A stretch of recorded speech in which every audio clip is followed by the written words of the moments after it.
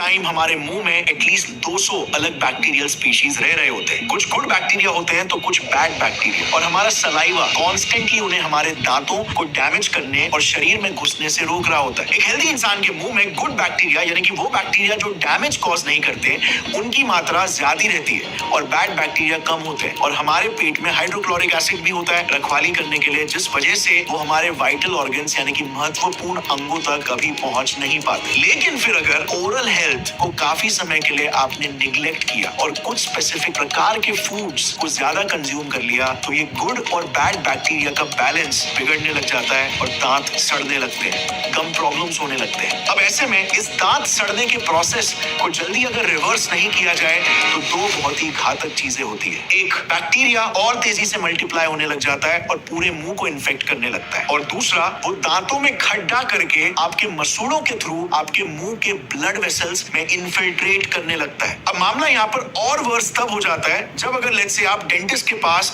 Infection को रोकने के लिए जाते हो, तो मोस्ट केसेस में डेंटिस्ट आपका टूथ एक्सट्रैक्शन करवाएंगे, और टूथ एक्सट्रैक्शन करवाते ही इन कीटाणुओं को सीधा वन शॉट में शरीर के हाईवेज यानी कि हमारे नसों का एक्सेस मिल जाता है और वो हमारे वाइटल ऑर्गन्स तक आसानी से पहुंच पाते हैं। बट आखिर ये प्रॉब्लम शुरू कहां से हुई, इसका मेन रूट कॉज क्या है? तो वेल देखो, ये है दांतों की ऊपरी सरफेस जिसे एनामल कहते हैं, और ये है उसके अंदर वाला लेयर जिसे डेंटिन कहते हैं। ये मेजरली हाइड्रोक्सी एपेटाइट नाम के कैल्शियम फॉस्फोरस क्रिस्टल से बने होते हैं, और डेंटिन में स्पेसिफिकली एक प्रोटीन भी होता है कॉल्ड कोलेजन। अब जब भी हम खानों में सिंपल कार्बोहाइड्रेट्स कंज्यूम करते हैं, जैसे कि शुगरी फूड्स हो गए, इन फूड्स को हमारे मुंह के बैक्टीरिया ग्लाइकोलाइटिक पाथवे के जरिए पचाकर लैक्टिक एसिड रिलीज करने लगते हैं एज अ बाय प्रोडक्ट। यही लैक्टिक एसिड की मात्रा आपके मुंह में डिसाइड करती है कि आपका दांत सड़ेगा कि नहीं और आपका हार्ट इफेक्ट होगा कि नहीं।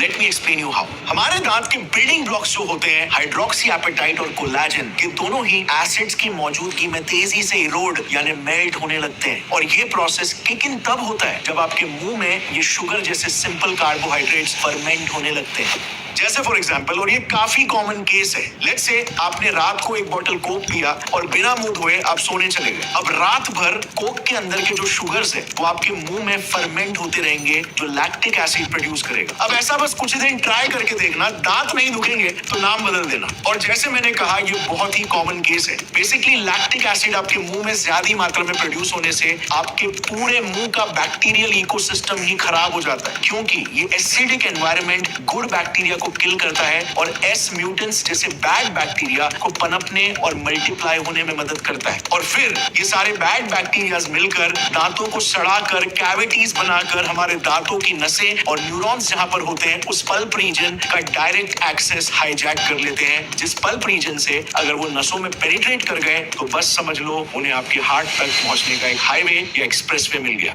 यही वजह है कि इतने सारे हार्ट अटैक पेशेंट्स के क्लॉट्स में वैज्ञानिकों को दांत के बैक्टीरिया मिले। अब ये बैक्टीरियाज इससे पहले कि आपके हार्ट तक पहुंचे, पहले से ही ऐसे केमिकल्स रिलीज करने लगते हैं जिससे हमारा इम्यून सिस्टम गड़बड़ा जाता है और हमारे खुद के ही टिश्यूज को अटैक करने लगता है।